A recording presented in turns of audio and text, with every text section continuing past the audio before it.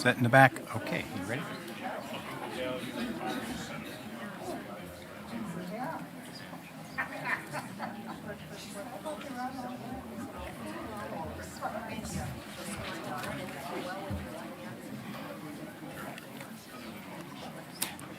Good evening, everybody.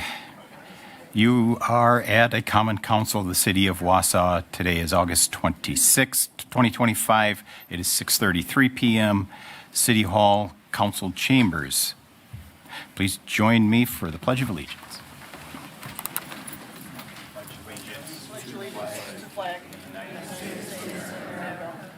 To the republic for which it stands, one nation, under God, indivisible, with liberty and justice for all.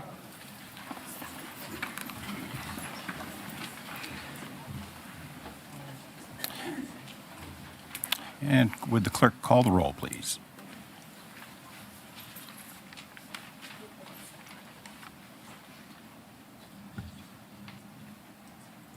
We have 10 voting members present.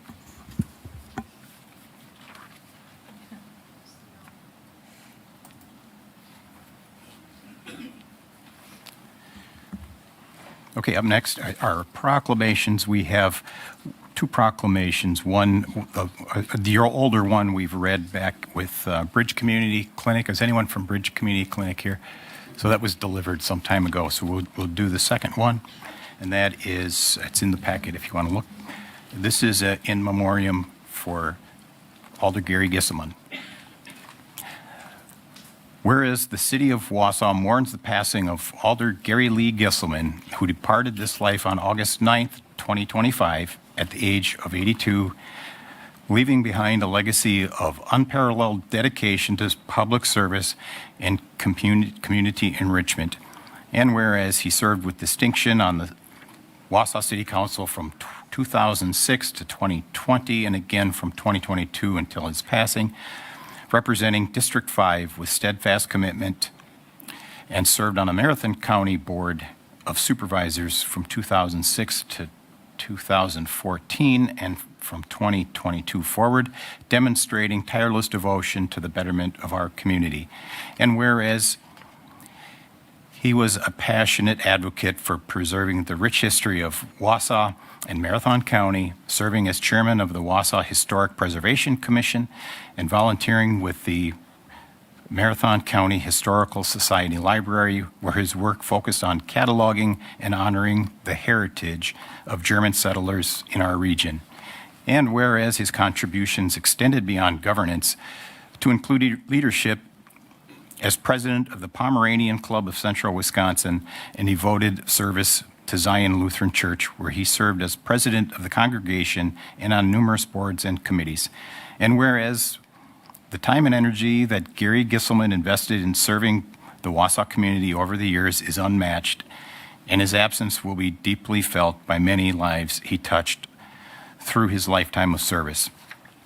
Therefore, be it resolved that I, Doug Denny, Mayor of the City of Wausau, on behalf of the Common Council and the citizens of Wausau, do hereby proclaim our deepest gratitude for Alder Gisselman's contributions to our city and extend our heartfelt condolences to his family and to all who knew and loved him. Signed, Doug Denny, Mayor, City of Wausau, August 11th. And in that honor of Mr. Gisselman, would you join me for a moment of silence?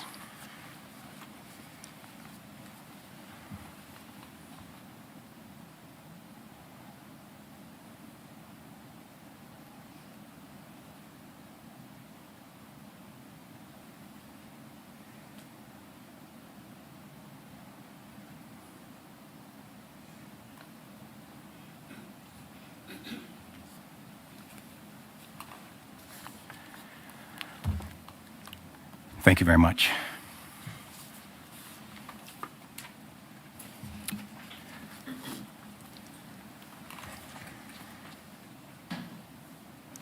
Nice.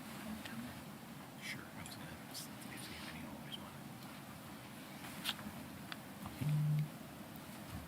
Mr. Neal? Okay, without objection, I'd like to give Mr. Neal a minute. Thank you, Mayor. Well, I didn't come here with anything prepared to say. The mayor, moments ago, kindly offered me an opportunity to say something about Gary. He sat here next to me for like 9.5 years, and also on various committees. We tended to agree on a lot of things. Sometimes we didn't. If we didn't agree on something, it didn't really matter to our friendship, to the way, we reacted to each other, because he was a friend, a gentleman, just a good guy, and a true public servant, as you heard in the proclamation. I mean, he cared so much about this city, about its history, about its architecture. At a recent meeting, I think it was infrastructure and facilities, he came here to speak in defense of our street trees, which sometimes meet a dire end during road construction projects. And he came, with passion to speak on that. I was on vacation a couple of trips, when all this happened. So this is really my first opportunity to come back and be amongst colleagues and to sit next to this empty chair. That's a big chair to fill. And I'm so glad to have known him, and I'm sad that he's gone. But I think we all should be glad for everything he's done for this city. Thank you, Mayor. Thank you, Mr. Neal.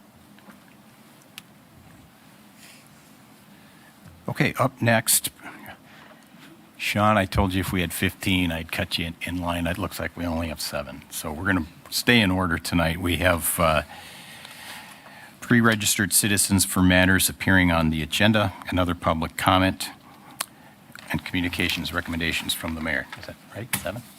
Okay.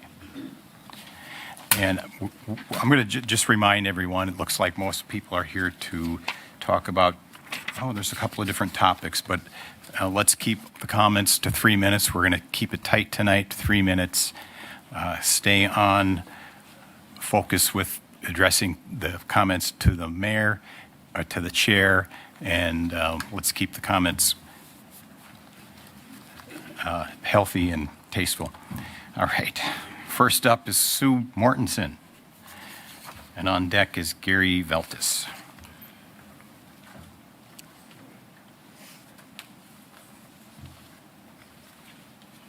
Sue here today? Okay. It's the same. Okay. All right, Gary, are you here today? Gary Veltis.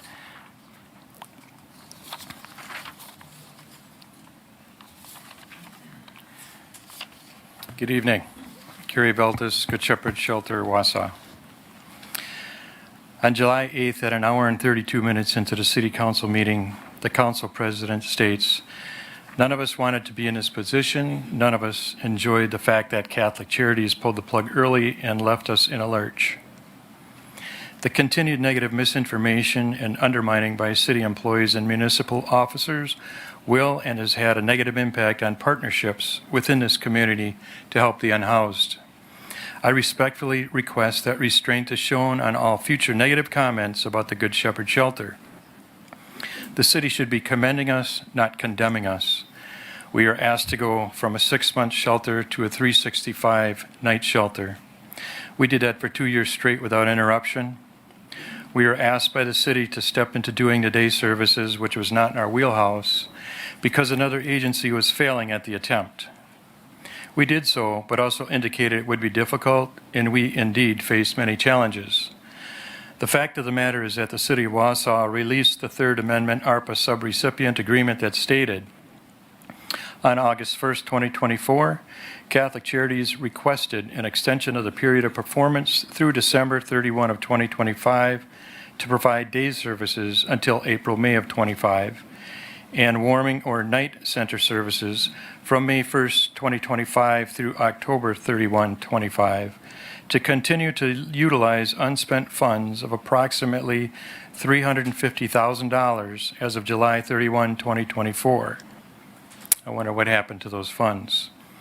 The city's response was to offer $28,000 for 4 more months of day shelter services, the same services that we are scrutinized for, and you completely ignored the ask for night services. I stand here defending the integrity of the Good Shepherd Shelter that has served this community for years because I thought by now the focus would be on the unhoused and how we can help them. The unhoused neighbors of Wausau deserve to be treated with respect and dignity, and I close with asking again to kindly refrain from the negative, untrue comments about the Good Shepherd Shelter, who have been a consistent entity since 2012 or 13 that helps the unhoused with a safe place to spend a night out of the elements with a nightly warm meal, the availability of 4 showers within the facility, and laundry facilities in-house that deliver clean laundry when they awake in the morning. We treat all of them with the dignity and respect they deserve. Let me remind you that Catholic Charity spends in the neighborhood of $350,000 of our own money to run a night shelter for Wausau. And if you think about it, that's over $3 million invested in the last 10, 12 years. And let's not forget the countless hours put in by so many volunteers that show love and compassion to those who are suffering homelessness. The volunteers are the backbone of the good works being completed in this community for those in need. You have posted your core values on the top of the agendas. I humbly suggest you may want to recite or review those at the beginning of your meetings. Thank you. Up next is Maggie Cronin. On deck is Paula Meadows.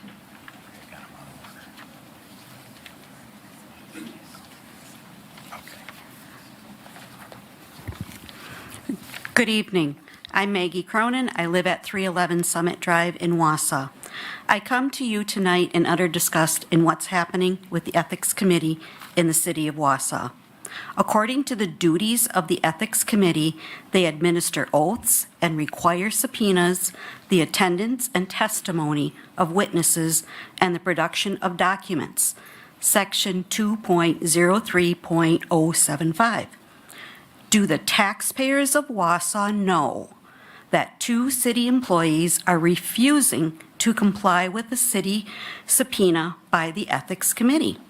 By not complying, 2 city staffers are not adhering to the powers and authority given to the Ethics Board by you, the council. So, what happens when someone blatantly disregards a subpoena? What happens to them? You need to be asking yourself that question before you decide to waste more taxpayer money on legal fees for people who are disregarding a subpoena provided by the Ethics Board on top of Mr. Larson's fees. The respondent in this case, Mayor Doug Denny, has the right to face his accusers in a timely manner. I strongly encourage you to end this now. We can't afford to waste any more money and time and resources. The budget is already tight. The money has to come from somewhere. What services will this money come from? Will we have less money to pay our employees? Will we have less money to fix the roads? Or less money for snowplows? Or less money for the police department? Or less money for the fire department? Or less money for housing and the homeless population? Where is this money coming from? Can you answer that? Will you answer that? It's time to put an end to the ethics violation, especially in light that Attorney Jacobson and Clerk Bernardi are refusing to comply. The city has better things to do with our money. Thank you. Thank you. I got these out of order a little bit. Okay, Paula Meadows and then Jack Hugenek.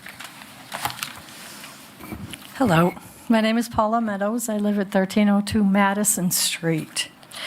I had a couple of things I want to talk about. First, I want to talk about that you're looking to possibly talk in closed session about buying the property on First Avenue. I had actually thought the city was trying to get out of buying more property, so I would just ask that you not do that. And the second thing that I wanted to talk about was, again, the resolution to the Common Council about providing more money for the attorney to represent people in the Ethics Committee. But I found it interesting, in about a 60-day span, $8,121 was provided, and they expect that him to hit the $10,000 mark and are asking for more money. You don't state how much you're asking for, so is that just a blank check? I don't know. You're not putting down a time frame, so I'm just concerned about how much more money would be needed. If more money is needed, I ask that you put some kind of filter, like the last time you said 10,000, and just not let it be an open book. Also, as I've been just watching you for a few minutes, I appreciate those of you that look at the person that's speaking. I really appreciate that, because I've been at meetings before and some of you don't even make an effort. So thank you so much for that. As long as I have another minute, the buses, I was so surprised to hear about the buses, and that's quite an expense, and I understand there's a whole grant process. And also to state that when I wasn't planning on attending, so I didn't look at the packet. And when I finally looked at the packet and saw 316 pages, congratulations to those of you that were able to read and filter through all that, because I did not. And I just looked at those issues that I found to be important to me. I didn't know about the buses. Interesting. Again, they're diesel. I thought that would be the most expensive type of fuel, and why not propane or even just regular gas? But again, I haven't listened to the committee meeting, so I don't know about that either. So, and also the part about rezoning Chalice and Lake Street. I live near there. It also states at one point, 2023, I believe, that it was brought before the committee and the city council voted it down. I don't know why. I'm sure some of you do know why that got voted down, but now it's up on again for approval. I just drove by that area. I thought there's not enough room. I don't see it. If you people have taken the time to look at it, I don't think there's enough room for what they want to do. Something else to maybe consider. So thank you for your time, and thank you for your attention. Thank you. Up next is Jack Hugendijk. On deck is Deborah Chapman. Thank you, Mr. Mayor. I'm Jack Hugendijk. I live at 4508 Hilltop Road in the city of Wausau. Mr. Mayor, I'm here tonight on behalf of thousands of taxpayers, citizens of this great city, citizens who are fed up with seeing their hard-earned tax dollars and the time of their elected officials wasted on a manufactured controversy that began over a year ago. Let's be clear. Mr. Mayor, you made the right call when you removed an unsecured ballot box from the front of City Hall, an action that any Let me interrupt just for a minute. Let's not get into the specifics of the case that's ongoing right now, so just be careful Okay. with that. Since that action was taken, a handful of individuals, including the city attorney, the city clerk, the council president, have decided to turn this into an apparent political witch hunt. They've launched an ethics investigation that is not only baseless, but wasteful, squandering taxpayer dollars that could and should be going to repair our roads, improve public safety, and reduce the city's mounting debt. And now, the council has the audacity to come back to the taxpayers and ask for even more money to prolong this farce. Let me be clear, this is not just poor judgment, it is irresponsible governance. Meanwhile, Mr. Mayor, you've been forced to endure a relentless series of personal attacks and have spent more than $100,000 of your own money to defend yourself against an accusation that should never have been made in the first place, all for simply moving an unsecured box to a secure location. And to add insult to injury, the Department of Justice seized your phone and computer months ago without filing charges and have still not returned them. What kind of justice is that? This entire ordeal has gone beyond politics. It is shameful abuse of power and a betrayal of the public's trust. Mayor Denny, I commend you for standing firm through this madness. And to the council president, I call on you to put an immediate end to this politically motivated charade. The people of Wausau deserve better. Enough is enough. For the good of this city, I call on you to shut it down and move on. Thank you. Thank you. We'll hold the applause. Deborah Chapman. And then up next is Orlando. You'll be the last one. My name is Deborah Chapman Marr. I live at 724 Franklin Street. I'm here with people that I've talked to from all the districts and multiple people here. We say no more money. Enough is enough. Take that money and spend it on things we need. We the people have had it. We're done. I know of people who work 3 jobs to put food on the table, a house, and a vehicle that barely works. And they refuse to get welfare because they're better than that. They will do it on their own. But yet we're handing out money like it's a candy. Enough. We're done. Respect us as well. You want respect? You need to give it back. We pay your taxes honestly, and you spend it foolishly. How wrong is that? I'm not going to repeat some of the stuff they said because I had that in my speech. But we're done. No.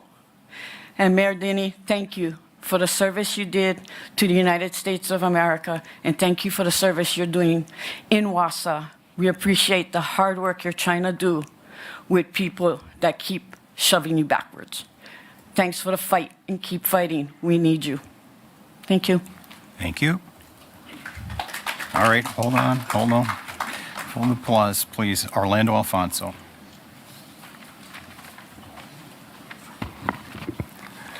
Thank you, Mr. Mayor.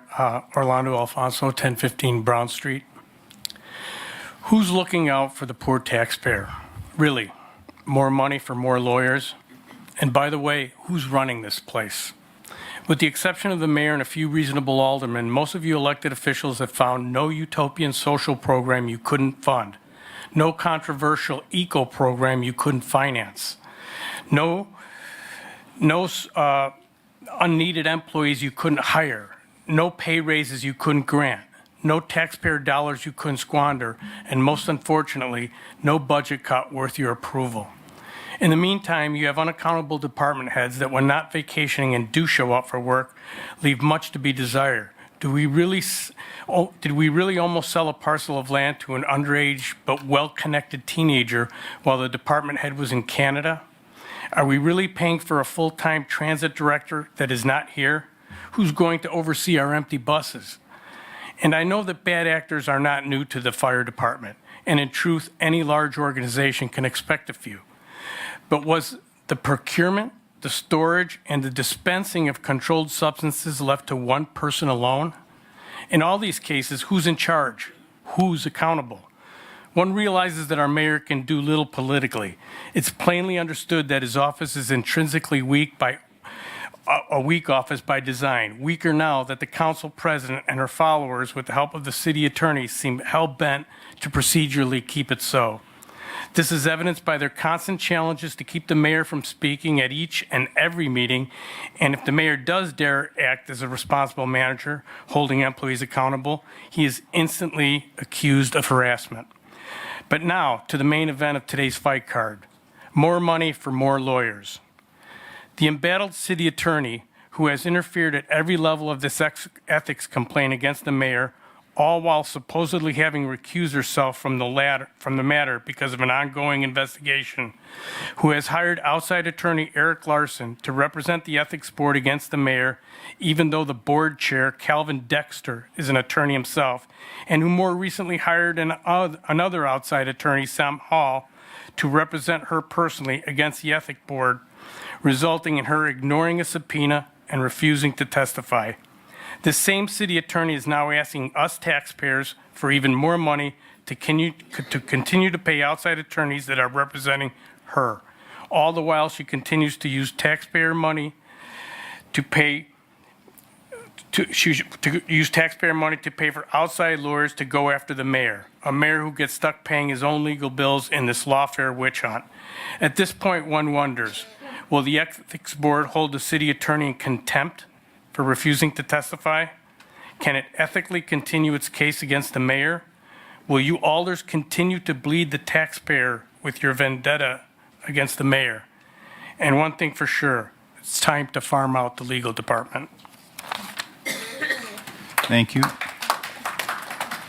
All right, up next, communications recommendations from there. I just have one short announcement. And welcome back to our clerk, Caitlin. She just came back from the Wisconsin Municipal Clerks Association, where she received the inaugural President's Rising Star Award, if I got that right.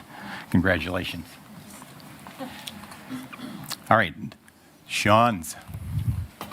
We have a presentation from CIP. It's on a lead service line replacement program and proposed funding for 2026 from community infrastructure partners. Gentlemen. Oops, sorry. While she's doing that, thank you, Mayor, and thank you, Council, for giving us some time here. Probably a good time just to check in halfway through the construction in year two, recognizing the very full agenda. We will be brief to give as much time for any questions, but we'll blow through this pretty quickly. I don't think we have the... Is there a remote? Sorry. I will advance Okay. slides for you. Next, please. Oop, perfect. Thank you. So just recapping the first year and a half so far, I think everyone's familiar with this. We'll just point out a couple things. Highlights being that the city's received over $11 million in grants from the DNR. If you look on the bottom right, effectively what that says is you've had $20 million worth of work done so far for only $8 million. About a month ago, the city celebrated its 1,000th line removal in just 1 year of construction. I do think it's worth pointing out that there is not a single municipality in the entire country at the size and scale of Wausau that's come anywhere close to that many. So as a community, the council, the mayor, the citizens of Wausau should be commended for that. Nobody else is replacing lines nearly as quickly as you guys are, and it's fantastic. And I think the bottom bullet there that says 2,500 rights of entry. At this point, it's over 3,000, as some people maybe in the audience have had theirs replaced so far. We need that signed right of entry to be able to replace those lines. And we think that now being over 3,000 is a sign of the confidence that the community has that this work is being done and being done well and responsibly. So we appreciate the partnership with not just the city leadership, but the citizens of Wausau as well. Next slide, please. So this is what it looks like after this year is completed. So after this year, we'll cumulatively have replaced over 2,100 lead service lines. So what we know is there's still going to be over 4,000 lead service lines left in the city, and there's still about 5,000 unknowns on the private side. So with assumptions that we've created, we think there will be about 5,700 homes that still need lines replaced throughout the city. In all different census tracts throughout, as you see here. Next slide, please. So this is good news. In 2026, there's still about 1,700 lines across 4 tracts that qualify for 100% principal forgiveness for private side construction. That's based on DNR's calculation of disadvantaged community. So with that mix of lead service lines in those 4 tracks, Wausau should qualify for 100% principal forgiveness, and that is equal to what we've applied for that in the DNR application that was due this past June. We expect an award or a funding allocation announced sometime in November of this year. Additionally, in these numbers, we're being very conservative in assuming that Wausau is not going to get any additional principal forgiveness for the public side replacements that's owned by the city. However, this year they did get 20%, so there's certainly a possibility that they will get additional principal forgiveness for public side in addition to the private side. Next slide, please. So then beyond 2026, this is where the city has additional decisions to make that are a little tougher because it looks like there won't be 100% principal forgiveness in 2027. But it does look like there will be nearly 300 homes that qualify for 75% principal forgiveness, which was what was awarded to Wausau last year in 2024. And then the remaining throughout the entire city, Wausau qualifies for 50% principal forgiveness throughout any census tract, according to DNR's calculation. So totally up to the city on whether or not, for any homes that don't get principal forgiveness, if they want to have a payment program to that homeowner, that's an option. It's certainly not a requirement. But as you can see, that's a path to get the remaining 4,000 to 5,000 lead service lines done over the next 3 or so years. Next slide, please. So this essentially lays out two distinct options that the city has. One is to replace the remaining lead service lines over a 3-year period, which is equal to the rest of the BIL funding that's available. So that is the 100% principal forgiveness for 2026, and the other allocations that I mentioned before, as well as close to a 0% interest. Or, which you'll see on the next slide, is a 12-year plan, which is equal to the LCRI requirement for the EPA that they mandate. So as you can see here, this is getting 5,700 lines done over a 3-year period, and there's still an additional $22 million in principal forgiveness. This also assumes that all rock homes, there's a lot of rock in Wausau, which makes it a lot more difficult to replace lines than it does in southern Wisconsin, like in Milwaukee or Racine. And those are more expensive, but thankfully, those are covered by 100% principal forgiveness. Next slide, please. This is another plan that shows a much slower approach that gets you in compliance with the EPA's deadline. So you essentially have 12 years by 2037 to replace the rest of your lead service lines. It is noteworthy that after the 5th year of the program, which would be 2028, there will be no more bipartisan infrastructure law funding available. So you will have to use other funding sources. So you won't be getting principal forgiveness, and you won't be getting the close to 0% interest rate. But it is a slower pace, and it's still an option to get you into compliance. Next slide, please. And then this is what the comparison looks like between the 3-year and the 12-year plan. It is noteworthy that earlier this month, the EPA under the Trump administration has announced that it will defend the LCRI compliance requirements. So all utilities will have to replace their lead service lines by 2037. That's not changing with the new administration. And as you can see in this comparison here, the 3-year plan is about $17 million cheaper, and that's mainly due to a lesser impact of inflation, because you're replacing them over 3 years instead of 12 years, and you're getting $22 million in principal forgiveness, and you're getting close to 0% interest rate. So that really has a big impact. So those are essentially the two different options that the city has. Again, I do want to highlight that 2026 outlook is very positive. Similar to 2025, we are expecting 100% principal forgiveness for private side replacements. 2027 and 2028, there are some homes that will qualify for 75%, and then the entire city will qualify for 50% principal forgiveness regardless. And so just before we turn it over, I want to reiterate quickly Sean's point on the second bullet. So a lot of communities were waiting to see if the EPA was going to throw out the rules that govern the lead and copper rule. So the AWWA Trade Association basically sued the EPA over those regulations, and effectively everyone was waiting to see if the EPA was going to defend that suit or not. The fact that they did means that this is going to stay in place. So you have a lot of communities, not just around Wisconsin, but around the country that haven't even started on this yet. So if you look even in Wisconsin, places like Beloit, Wauwatosa have way more lines than Wausau does, and they haven't even started to apply for funding yet. So the point of all of that is if you're going to have to do this anyway to be in compliance, you have the opportunity to save $17 million by doing it over those 3 years as opposed to the 12-year requirement period, but also still maximize the amount of money that you could get while other communities around Wisconsin haven't even applied for that funding yet.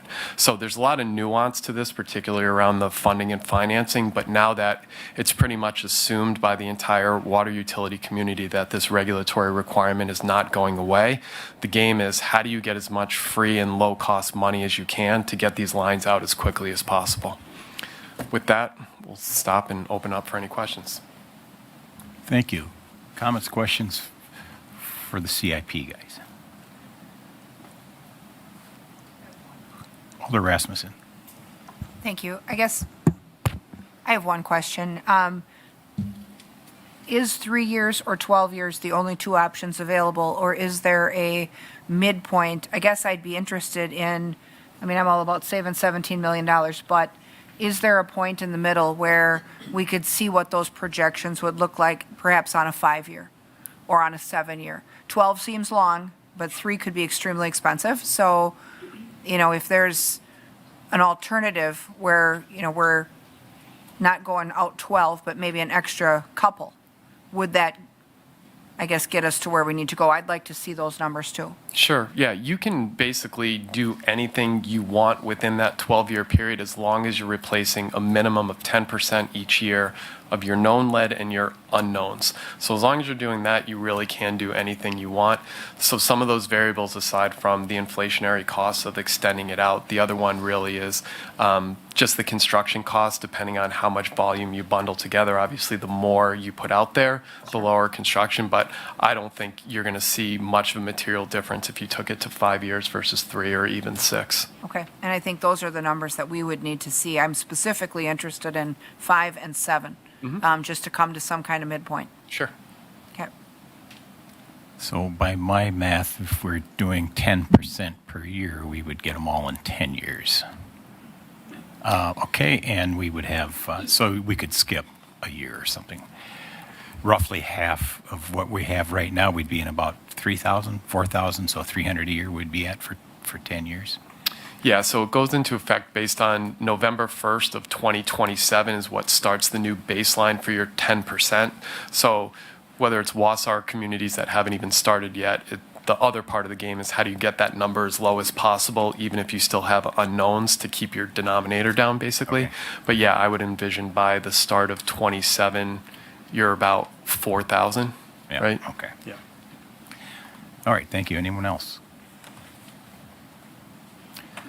Thanks, guys. Great, thank you. All right, up next is the consent agenda. I have one item to pull, and that is I have the June 10th, 2025 meeting minutes.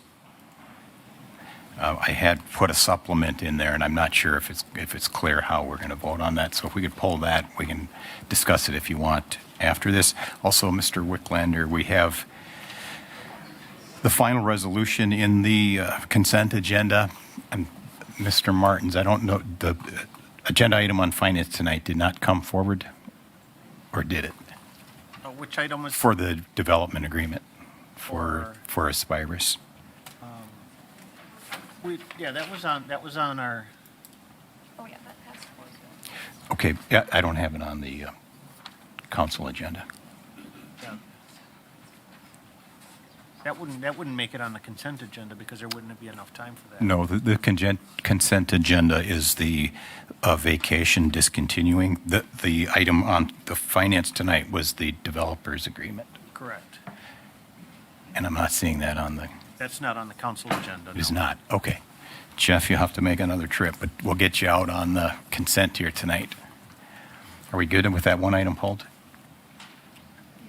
All right, would entertain a motion on consent? Motion from Larson.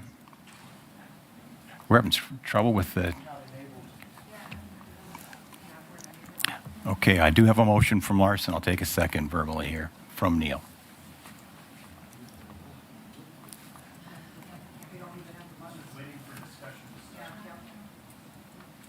Waiting for, okay.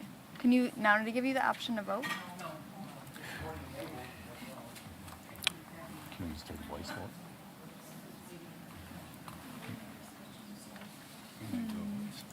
Yeah, you could. All right, well, we could try that, but let's, we can do a voice vote on this. I'm assuming it won't be too difficult. With a motion and a second on consent, all those in favor of accepting signify by saying aye. Aye. Aye. Any opposed? All right, that passes. You want to reboot? What do you want to do? Yeah, I can try. I'll try going out.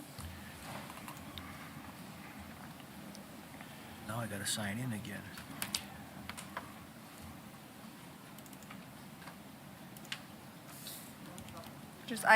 I logged out too, so I just need a minute to get back in.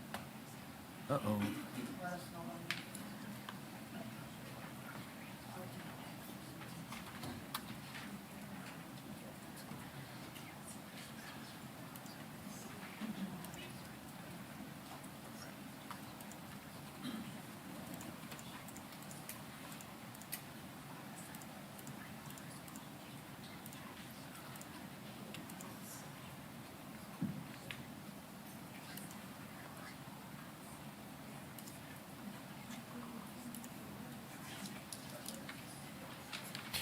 It pulled off.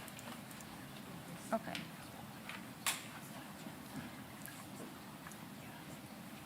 Voted on it, so then it would be.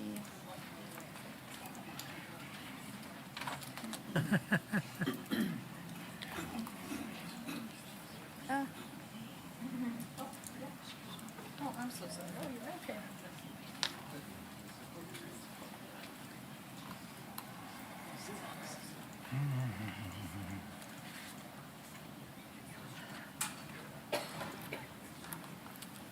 Okay. Okay, now do you have the motion where you can make a motion? For the minutes that were pulled from the consent, do you see that? It should say like 25-801 from the Common Council. Okay, Got the same thing I do, but it doesn't. I don't.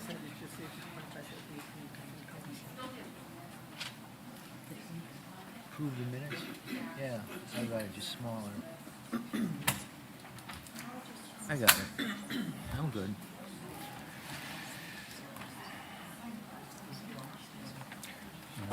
Can we just? we can. All right.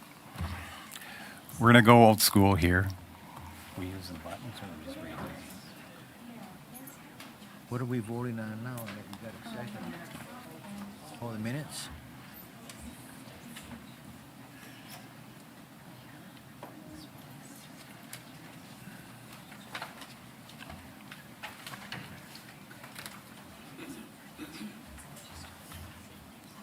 Yeah, you can just go down the agenda, and I'll just do it by hand. Okay, we're going to do this by hand, and I don't know if our push buttons are still working or not on the lights. Not? Okay. Well, yeah. So you could. Can you turn on your blue globes? The blue one?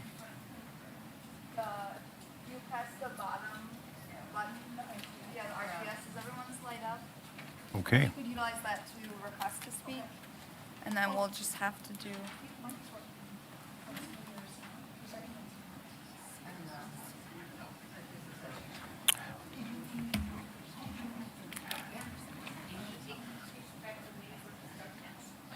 All right, we've got some troubleshooting to do tomorrow. So let's move on. So what we have is the previous minutes from the June 10th meeting.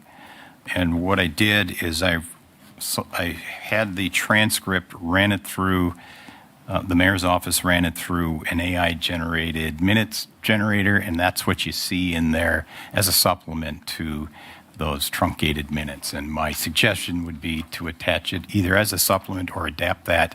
And that was just for that one item on the agenda, and that was 250112, I believe. Yeah, I think so.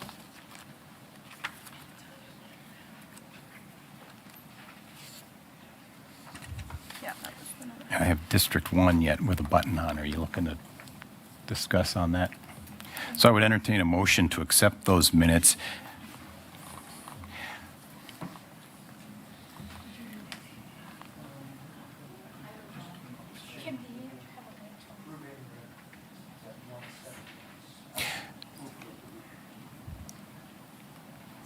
With the supplement.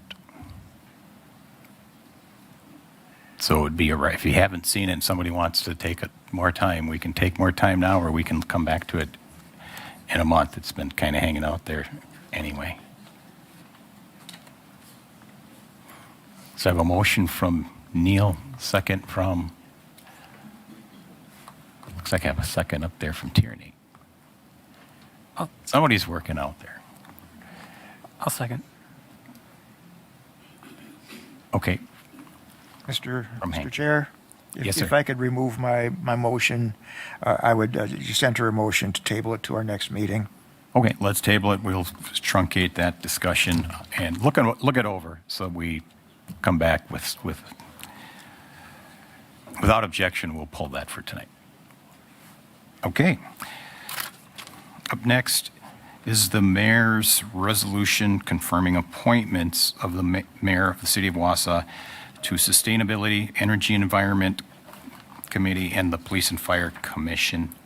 That item has been pulled, and we added, so I must have an old set of, we added Alder appointments to open seats.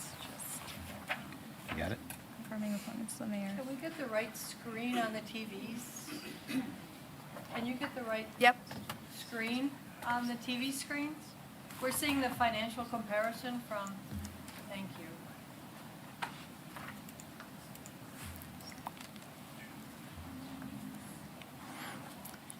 So we're looking at this one. Okay, so in the packet was the appointments to the committees I just read, to include the standing committees for Alder Watson to Finance, Alder Henke to HR, and Alder Neal to Economic Development Committee. Would entertain a motion. Motion from Neal, second from Larson. Those in favor signify by saying aye. Aye. Any opposed? I have a comment. Alder Rasmussen. Thank you. So we'll have to back up and revote, but before we vote on the matter, appointments to standing committees are not ratified by the council. They're done by the mayor, and they come to us as a communication. We don't approve standing committee appointments here. We approve committees, commissions, and boards for citizen appointments, but we do not approve the assignment of ourselves to the 5 standing committees.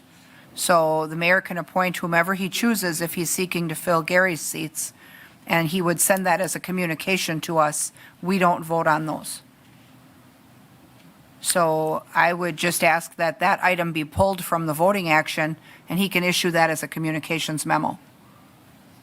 And I would agree with that, and that was what my intention was, but apparently we had set some precedent sometime in the past, and the assistant clerk recommended that we stick with that. So Okay. giving that courtesy, I'm fine either And way. under our rules, we never vote on those. Even at the beginning of the term, you just do them. So I don't feel it's right for us to vote on them now. Okay, so it is written, so it is done. Oh, so we still we needed to vote on the citizen committees. Correct. So are we It was comfortable? my motion to approve, so I'll just amend it to apply only to the applicable citizen appointments. To the applicable citizen appointments, and a second from Watson. Watson, you have a comment? I just have a quick question. I see the 2 from the sustainability and environmental or energy, but was there also one for police and fire? No, that one was pulled for medical reasons. Okay, okay, gotcha. Right. Sorry, thank you. So with a motion and second, we're going to take another bite at this. All those in favor of accepting the appointments of the mayor signify by saying aye. Aye. Any opposed? And that passes. Up next is file number 250812. It's a finance resolution authorizing the issuance and establishing parameters for the sale of not to exceed 14 million $960,000 general obligation promissory notes, Series 2025A, and that came to us from Finance, approved 4-0. Phil from Ellers here for us. Thank you, Mayor. All the persons, good to be back with you. Phil Cosson with Ellers.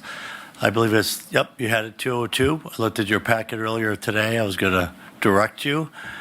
We have two documents for you tonight. One is our pre-sale report that we work collectively with your finance department, and then there's a corresponding resolution. That resolution was just prior to our pre-sale report that is provided and prepared by Quarles and Brady, which is the city's bond attorney. Again, you need a qualified bond attorney to be able to provide a tax opinion on a bond issue that will be tax exempt. So we have a number of items that are going to be financed as part of this $14,960,000. So if you could jump back to our pre-sale report, thank you. And if you go to table 2 in our pre-sale report, keep going, a couple more pages. Ooh, right there. Yep, table 2, thank you. I know the print's a little bit small, but we're going to be financing a number of projects as part of this. The idea here was to do one collective financing this year. So it's a little later than normal. Typically, we're here like June, May, June, and doing your capital borrowing at that point. But we're waiting for some numbers regarding specifically tax increment district number 3 and tax increment district number 8. Some of the projects you can see are listed here. And many of these were part of your capital budget in your budget in 2025. And some are contractual per development agreements that you have in place as well. So for tax increment district number 3, you can see that we have the mall project that is specified in a development agreement. $4,170,000 will be financed for that project. Again, increment will come from the payment of that portion will come from increment from tax increment district number 3 and not going to be coming from the general tax levy. We have the Fulton Street and 2nd Street project. That's $3,120,000. That also is tax increment district number 3. So those are the projects that would be financed for tax increment district number 3 over a 6-year period. You have 6 years remaining life to collect increment in your tax increment district. And so we're going to finance this over the remaining life of that tax increment district. For tax increment district number 8, you have the Washington Street retaining wall, and you have some concrete street improvements to TID number 8. You can see they're about $800,000 collectively for tax increment district number 8. Tax increment district number 8 has 9 years left, and so we financed this over the remaining 9 years of that tax increment district. And again, in both of these cases, we don't expect any of this to fall to the general levy, the general taxpayer. Rather, it'll come from the increment being generated in tax increment district number 3 and 8.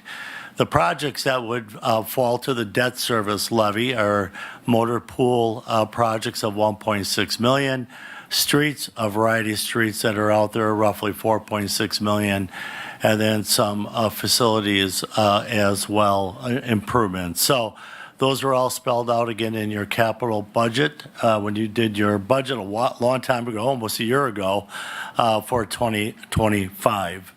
So if you go back to the second page in of the report, thank you. So we have a little more descriptive on this executive summary for each of these issues, and I'll just touch on each one of these. Again, purpose, I've already touched on those. So if you slide down, this will be a general obligation note. The nice thing about notes is that you can move money from one purpose to the other, and there aren't restrictions to do so. So For instance, if one of the TID3 projects came in a little bit less, the money could be used for other capital items or carried over even into next year's capital budget to pay for some projects next year. This will be a general obligation note, meaning it's going to have the full faith and credit and taxing powers of the city behind it. We've done an analysis on where you are with your borrowing capacity. Right now, you're at about 35% of your borrowing capacity limit. Like many communities in the state of Wisconsin, you've seen significant growth in your valuation, so that has kept that capacity level very manageable for the city going forward. On the next page, there's a couple of items I wanted to touch on. One, this is going to be a callable debt issue, as they always are. So even though it's going to be a 10-year issue, again, broken up between those purposes, we have a call date of 2032, meaning you can prepay the debt. You can refinance it if rates drop. At that point, this will not be bank qualified. And because you're going to be over a $10 million annual threshold, so this will not be a bank qualified issue. It's really just the number of bidders that's set up and the tax treatment that some banks can receive if it is bank qualified. We've already been in contact and working with Moody's Investor Service as the city's current rating is AA3. We expect that to be retained as of today.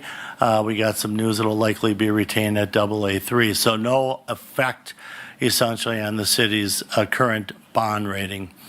The method of sale item will be, this will be what we've done in the past, and that is really going to be it's going to be a parameter sale. So a parameter sale, as I've described before, is you give us authorization tonight to proceed. We'll conduct the sale. We'll get through the dates in a little bit. And if all the bidding parameters that are established in the resolution, I'll touch on those a little bit, are met, then the sale proceeds. The nice thing about doing a parameter sale is not specific to a date, a council meeting date. Where this has come into play of recent is when tariffs were announced initially a number of months back, saw a disruption in the bond market, in the stock market. We had multiple bond sales ready to go that week. We had to pull those back, wait for the market to calm down, which it did relatively quickly, and then conduct those sales at a later date when it was more advantageous for you, the issuer, to sell debt at that time. So parameters gives us flexibility to be able to move the date as need be. I wouldn't say to time the market, but if there is market disruption, we could easily pull back and handle the sale at that point. On the next page are those parameters that I referenced. So there's really 5 different parameters that come into play. One is a not to exceed amount. So if you give us authorization, which is in the resolution of $14,960,000, that's the max that could ever be issued. 2, the second and third maximum bid and minimum bid are part art, part science with how we structure debt and give some flexibility to bidders to try to generate interest and maximize the number of bidders that come into a deal. So that really is a level out the impact of the tax rate is to be able to move maturities around. So that gives us some flexibility to be able to do that. On the following page, if you go down to the last couple, risk factors. So the one risk factor here besides just market considerations is making sure that you have enough increment coming from TIDs 3 and 8 to be able to meet their debt service portion. And we've worked collectively with again, finance staff to make sure that's the case and structure the debt in a way that we feel confident that there will be enough revenue coming from TID 3 and TID 8 to be able to meet their obligations as part of this issue. We have a schedule that's been put together on page 6 of our pre-sale report, the next page. So again, we had we were supposed to be here, I'm sorry, we didn't change this, 2 weeks ago. So obviously, what we're doing tonight is that first item, the pre-sale review by Common Council. We already talked to Moody's Investor Service. We thought we'd progress with them and continue that dialogue. So this is a pretty quick turnaround if you give us authorization tonight. The POS, the preliminary official statement, which is like a prospectus on the city, is pretty much completed. And we're looking to hopefully take bids and award a sale on September 3rd. Again, market consideration taken into effect. Since it's right after the Labor Day weekend, we want to make sure that we keep an eye on what's going on in the market. That would give us an estimated close date of September 18th. At that point, the monies would all be wired to the city, and you would have funds available to be able to pay for all the projects. Many of them have been started, are far along already, but this will give you the ability to reimburse yourself back for some of the expenditures that have been spent to date. We have a number of documents that we prepare, again, working collectively with staff to make sure that there's a good representation of what the impact of doing this capital borrowing is. So Table 1 is base case. That's where you are today before you take on any new debt. It looks at your general obligation debt. In the red are all the revenue sources that are paying back the debt. How much is on the net? How much is being levied on an annual basis? What that means to the average homeowner in the city of Wausau. So we always try to boil this down to tax impact. What's the true impact of doing a capital borrowing for the city? Keep in mind, when we do a borrowing, we can only borrow for capital items. We cannot borrow for operational costs or anything like that. It's not allowed under a general obligation note. It's all capital items that we are looking to borrow. The next page is the item that I talked about already, the breakdown of the project costs. Table number 3, the following page, is how we got to the total bond issue size. Again, we have the breakout of the TID 3, TID 8, the motor pool, and the city general portion, all one debt issue with multiple purposes. We'll have a separate amortization schedule for each one of those purposes to allow you, come budget time, to understand what the impact is to each of the different funds that I talked about, TID 3, TID 8, and the general levy. On Table 4 is the breakdown by purpose. Again, broken down by TID 3, TID 8, the motor pool, and the general levy portion. So you can see the structure of how that is put together for each of the purposes. Table 5 is really the tax impact analysis that pulls in where you are today and builds out then with this debt issue and what the impact is. And then the following page is really our bond chart. It's a one-year bond chart. Which really, I know it looks terrible when you look at it over 1 year, but in reality, if you look at where rates are, what I said is we're going to see something today around 3.5%. It's been a very stable market now since about April, since the initial tariff discussion happened. We saw a little bit of a bump in the market at that point. It came back down a little bit.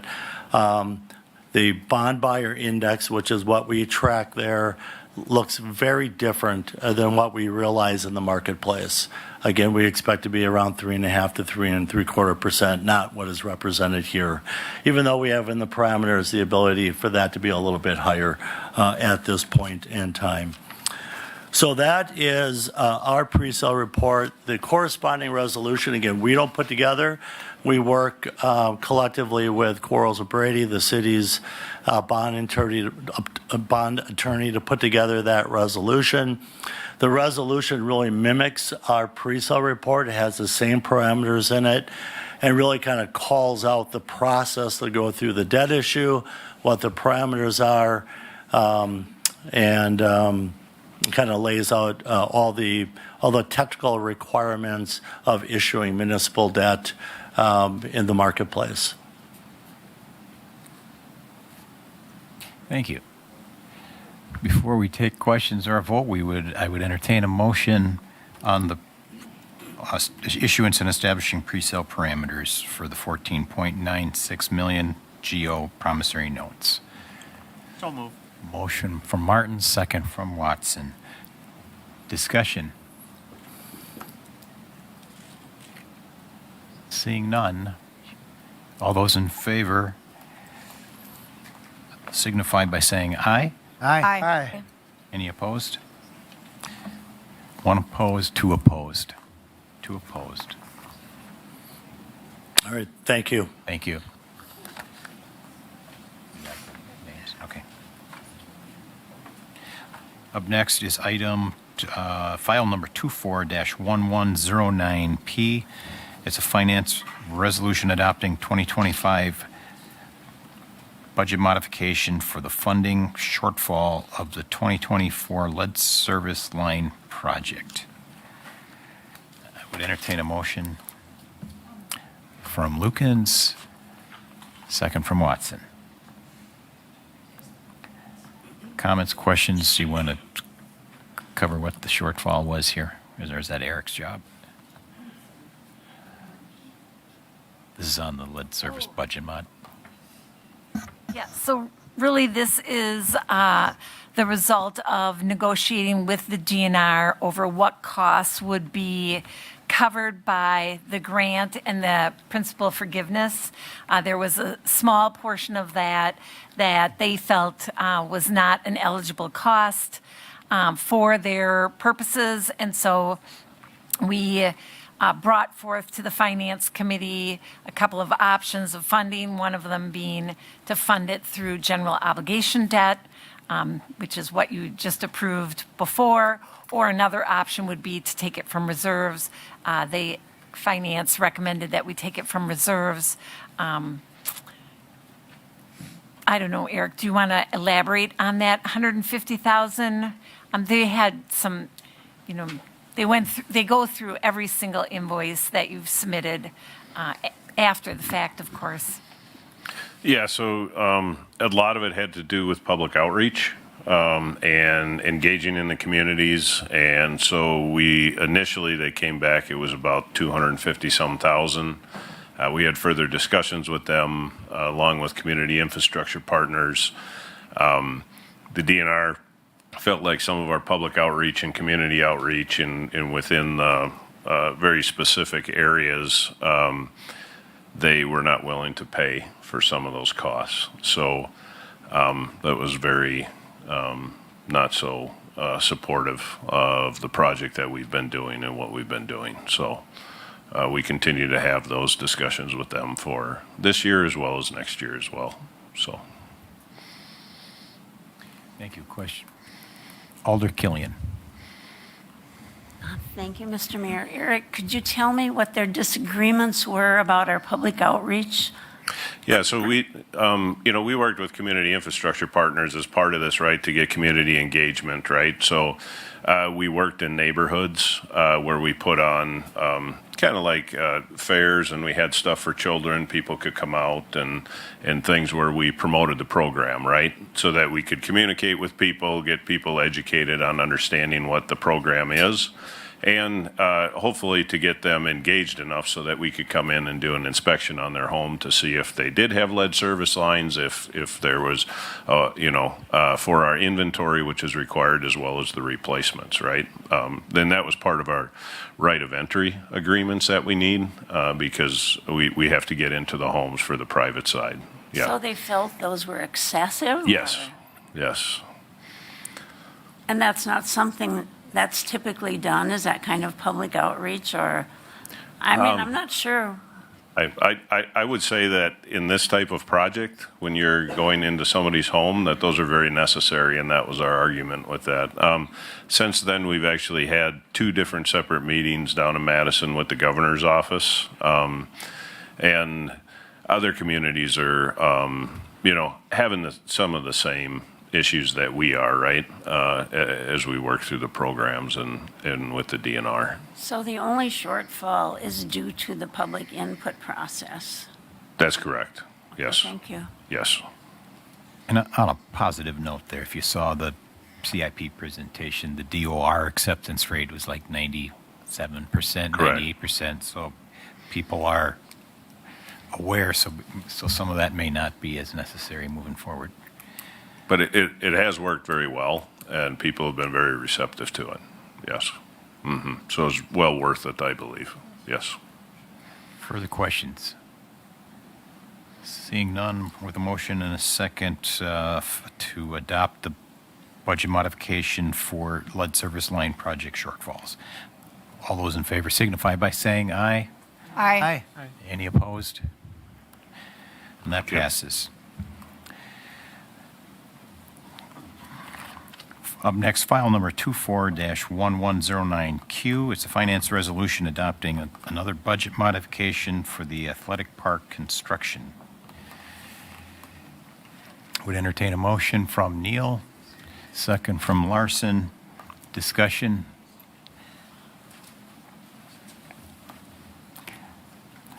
Seeing none, those in favor of accepting the budget modification for athletic parking construction signify by saying aye. Aye. And those opposed? And that passes. Up next is file 24-1109N, finance resolution again on a 2025 budget modification for hangar door 4 bracing at the Wausau Downtown Airport. Would entertain a motion. I'll make the motion. Motion from Rasmussen, second from Lukens. Discussion. Okay, that's a very expensive door protecting some very expensive aircraft, and it needs to be done in a timely manner. So, with a motion and a second on hangar door 4, all those in favor of accepting that budget mod signify by saying aye. Aye. And those opposed? That passes.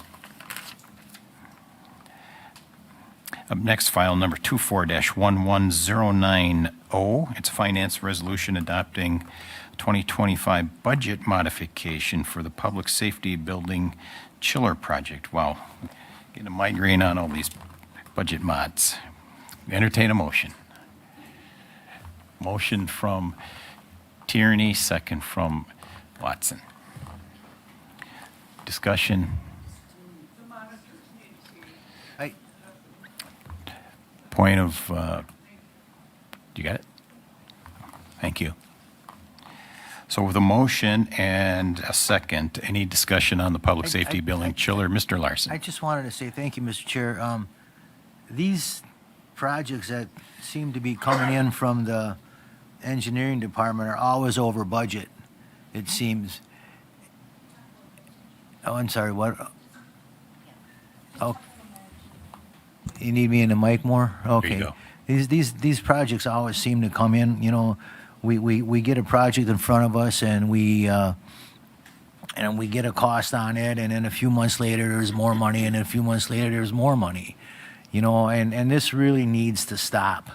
You know, we need to get these projects to us without having all these budget modifications. And for that, I mean, no matter how important it is, I'm not going to support this because I need to send a message that these, when you come forward with these projects, we need to have a final figure here. We can't keep coming back and asking for more and more and more. Thank you. Thank you. Further comment? Alder Tierney. Thank you, Mr. Mayor. And tapping on to Alder Larson's comments, I think that before we do some of these major projects, that there needs to be a little more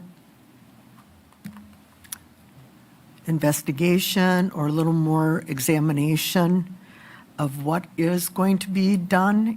And I think if we are a little more diligent and, excuse me, if we are a little more diligent in examining and looking at these projects in full, we would not have to have these budget modifications such as the chiller.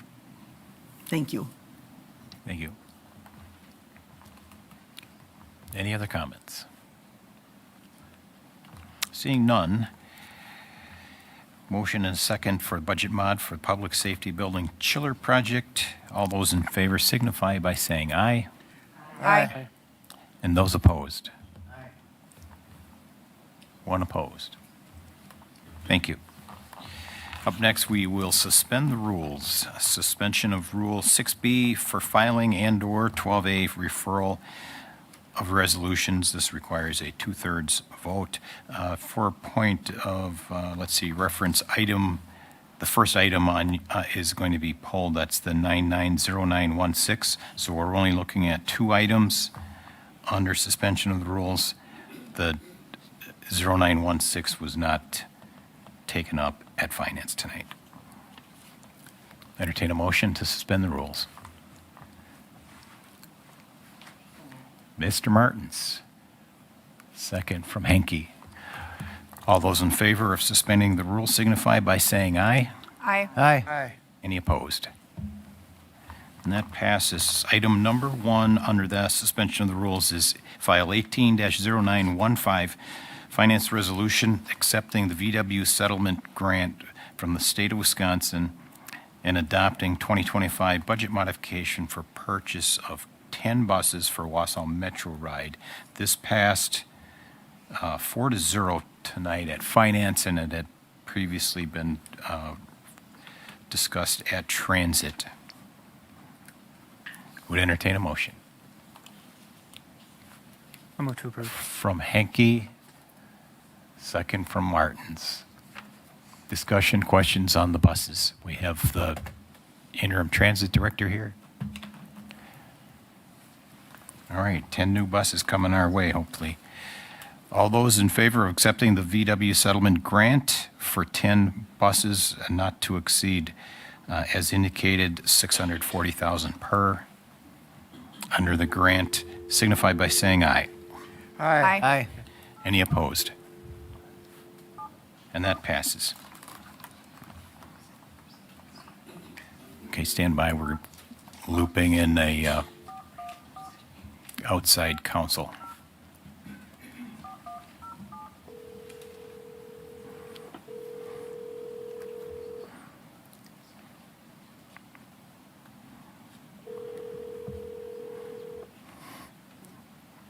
Hi Sam, you're on speaker at the City of Wausau Common Council meeting. Okay, we have Sam Hall for the audience. He is on speaker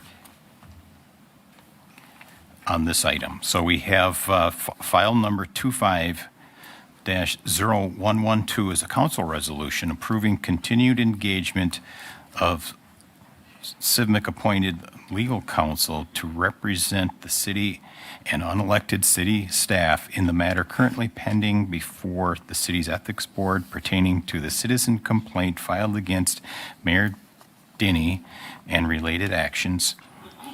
And this is coming to us from a previous council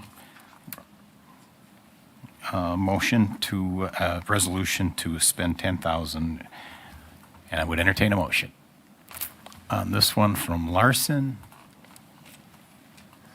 I'll second the motion, but Second. I'd like to speak to it. second from Rasmussen, and we have Alder Rasmussen up first. Thank you.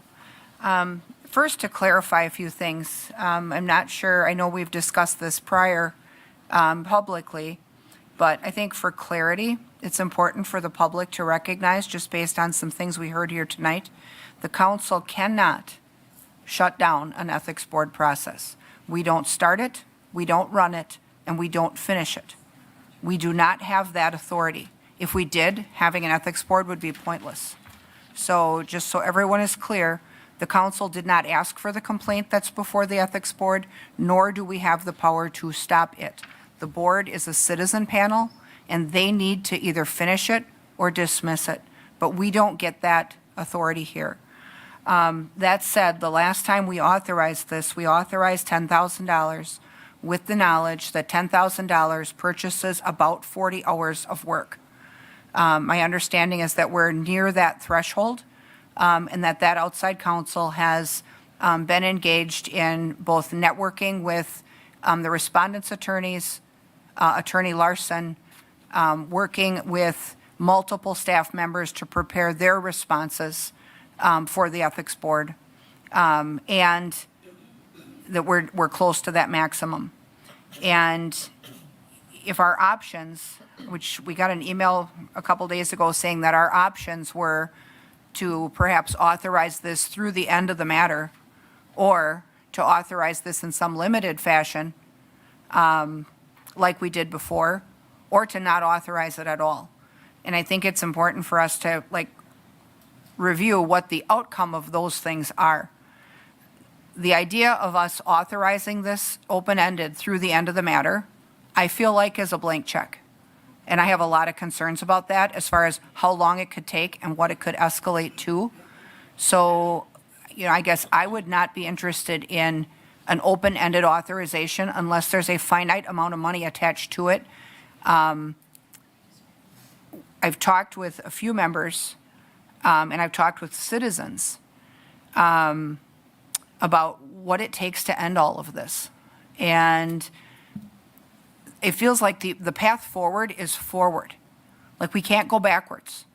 We have to finish this thing one way or another. And all of these things that have been happening are economically and functionally paralyzing for our city. We've had difficulty with growth. We've had difficulty sourcing projects. We have difficulty attracting and retaining talent. Like everything we do is impacted by this cloud that's basically hanging over everyone, and including the mayor. So everyone needs closure on this. Like it needs to just end one way or the other. And I feel like if the ethics board in their previous actions has committed to moving forward to a hearing, then they need to go through with it and get it done and finish it and come out the other side one way or another. But I feel like if there isn't representation to prepare those staff people to participate in the hearing, to participate in the 2 depositions, to participate in whatever needs to happen to get this over with, it's never going to be over with. So I guess I feel like if we're going to authorize this at all, we should authorize it with another cap like we did before. Maybe we're going to go another 10,000, but we're not going to go 20. We're not going to go, we don't know how long this will take or how much work is left to do, and so I guess I'm interested a little bit in hearing from Attorney Hall as far as what he has left to do. I know there was talk about reviewing some documents for privilege.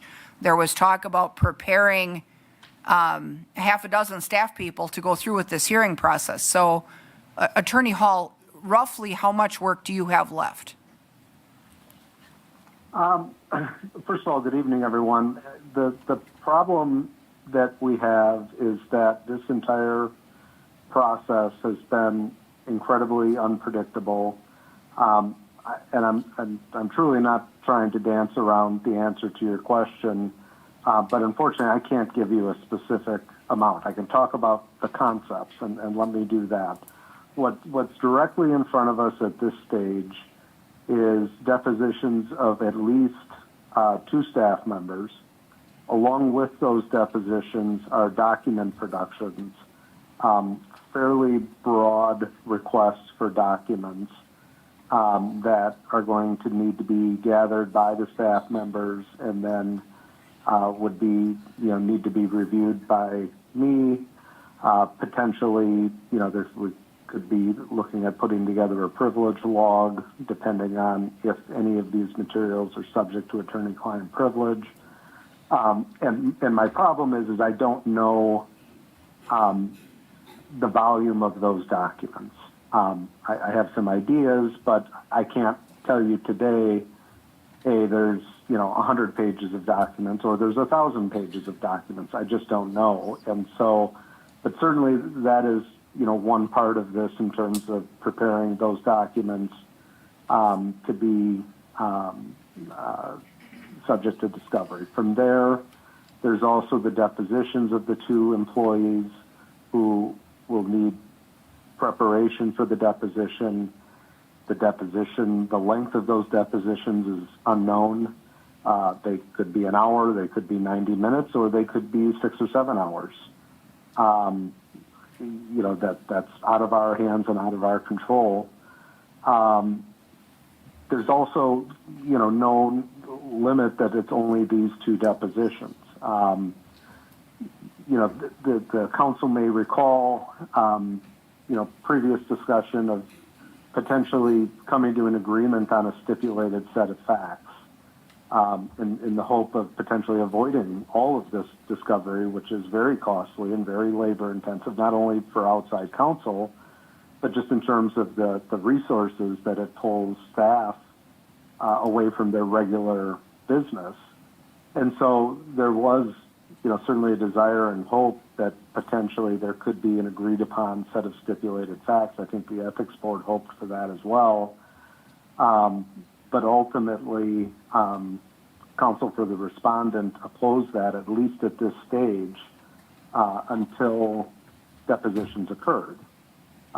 So while I had some original hope that potentially we could avoid all of this discovery and work to put together a stipulated set of facts that would allow the ethics board to reach a conclusion one way or the other, that doesn't seem to be in the cards. And so, I can't say for certain that there wouldn't be any additional discovery beyond these two depositions.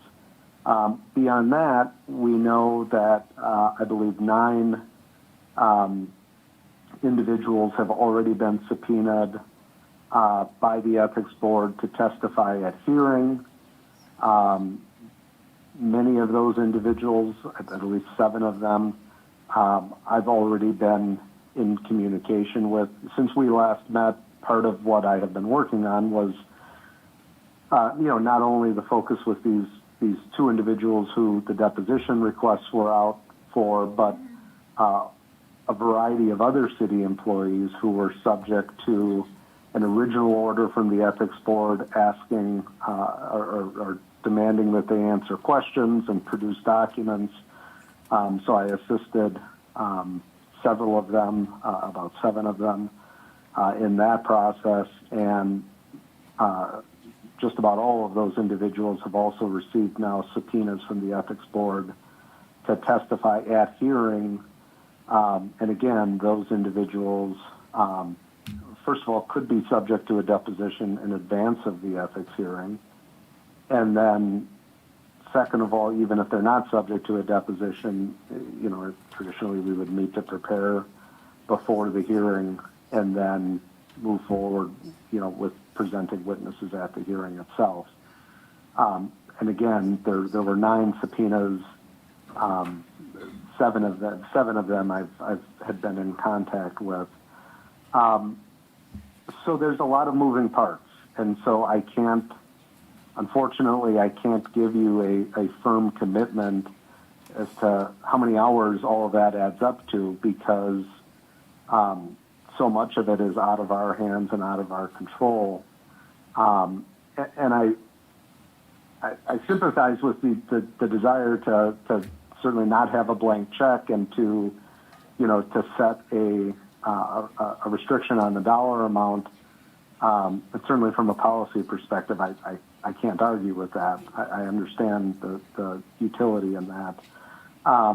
But it is difficult because this is so unpredictable. And, frankly, from a timing perspective, the fact that I'm coming back to the council. I mean, at this point, between, the billing of the last couple of months and then, through August, we're pretty much at that cap right now. So I'm not authorized to do anything further. I can't proceed with anything. I'm not authorized by the city to represent anyone once that cap has been reached. And so it's an ethical issue for me. It's not just a financial consideration. It's just I'm not authorized to do it. And my concern is that when we do set a cap, if the council, were to wish to go forward into the future with this and set a cap, my concern is, do we get to a point where we're, on the eve of the ethics hearing or, something else, and it's like, okay, well, we've got to stop everything to come back to the council to see whether or not there's going to be continuing authorization. and so that's the other side of that coin. Again, I understand the policy behind what's being suggested here, but the other side of that coin is that when there is a cap similar to what we're facing right now, everything gets put on hold, everything gets brought to a stop, and we've got to come back. And when that happens, we do lose time, and we're losing time now because I've not been able to do anything, for the last several days here. And then, even if the council were to vote to approve this, I'm not sure if it would be signed, if it would be subject to a veto. This could be, in limbo for some period yet to come. And again, that has the effect of really slowing this down. So sorry for not providing a direct answer to your question, but I hope I at least addressed your concerns. No, thank you for that. That does actually answer my question. At least it's sufficient enough for us to recognize that we need to find some way to, make progress on this to, grind it to some type of a conclusion without putting us in a position where we're spending way more than we expected. Like I said last time, we know that $10,000 approximately buys 40 hours worth of work, basically a week. I'm not willing to go real far beyond that, I guess. We don't even have confidence yet that the hearing that's been set for September 5th is even going forward. We have 2 depositions that are due Friday that, by my knowledge, aren't even started. So, that's a significant amount of time and a lot of work to knock out in a week and a half. I guess I'd rely on my colleagues to weigh in on their thoughts. I feel like if we don't continue the representation, it's going to be very, very difficult for those who are holding subpoenas to be able to go forward to wrap this thing up and to at least get the hearing done in some semblance of a timely fashion. This needs to get done, I guess is what I feel like. So, we took a motion and a second to get this item on the floor for discussion. I guess at this point, maybe it's an amendment. I would offer an amendment that if we are going to authorize the continuance of this, that we set that cap at $15,000. And I'd look for a second for that amendment. Okay, we have a motion from Rasmussen to amend to $15,000. Do we have a second? Taking a line from a movie. Ma'am? You're out of order. Yes, this whole court is out of order. That's what I'm saying. You're sick. Motion from Rasmussen, second from Larson to amend. You got them? I missed the second. And to be clear, that's a not to exceed amount, so the goal would be to get it done for less.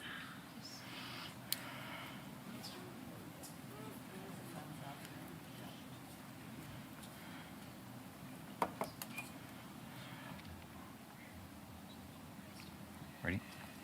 Okay, discussion on the amendment. Well, let me, I need to clarify one thing here because it was said and I'll forget. Mr. Hall, this is Doug Denny. Can you hear me? Yes, good evening, Mayor. Hi. So you indicated that there was some hang-up with the stipulated facts with the respondent. I assume you're talking about me.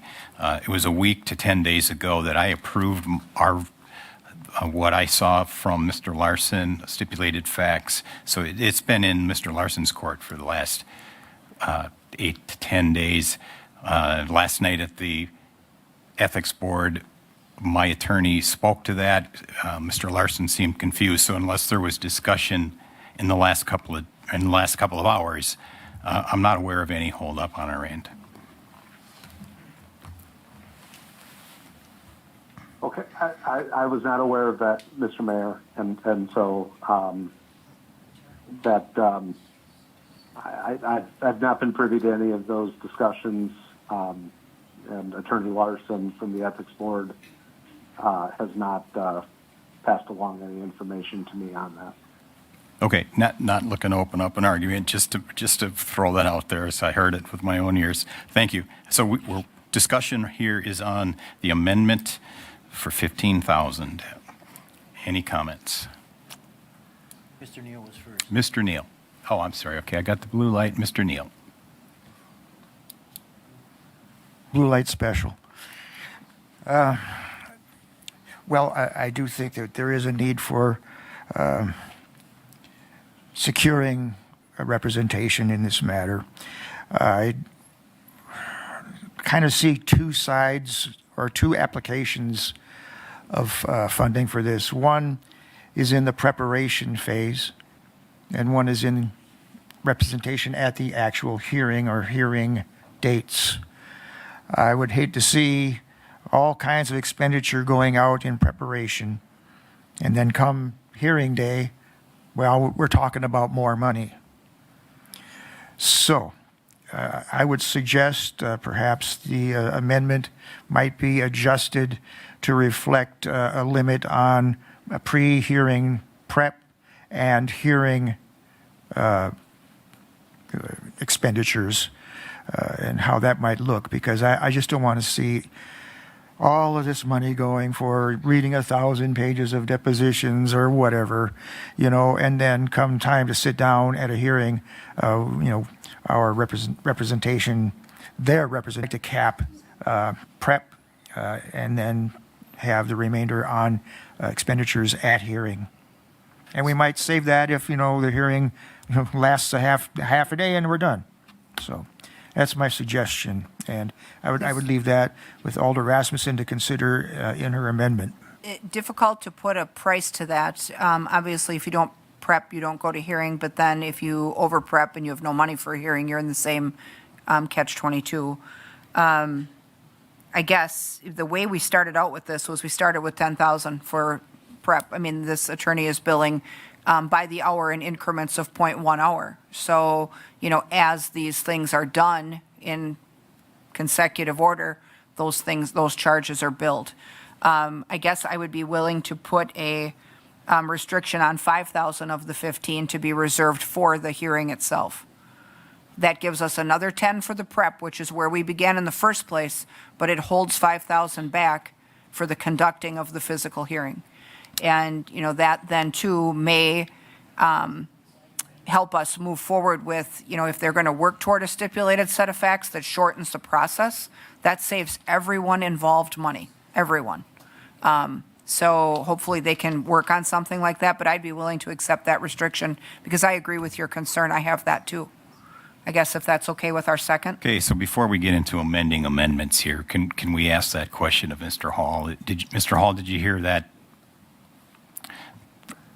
question or that? I heard the conversation. I guess I'm curious as to what the specific question is. The specific question could be, because I started the whole ball rolling, I guess, is if we look at that 15,000 that has been suggested for this, my concern is that we cap part of that for prep work and the remainder held for actual work at the hearing. Also like to see, ongoing itemized documentation of what's being spent for what, so that if we can see if we can't find savings along the way, because that 15 should not mean 15 guaranteed. It should mean the cap. And if we're saying that we're capping 10,000 for prep, it'd be great if that was 5,500 or 7,000 instead. Same with the remaining 5,000 for the hearing. It would be great if that hearing, was done in 2 hours and we could save that money. So I'm looking at dividing it up between prep and hearing, and I guess the mayor is asking if that seems like a doable option. Thank you. Yeah.